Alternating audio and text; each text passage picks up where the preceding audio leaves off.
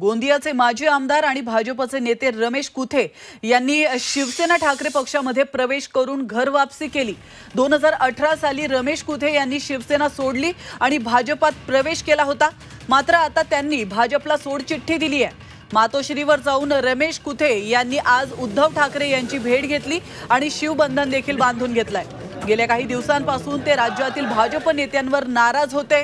कुथेंच्या राजीनाम्यानंतर भारतीय जनता पार्टीला मोठा धक्का बसलाय।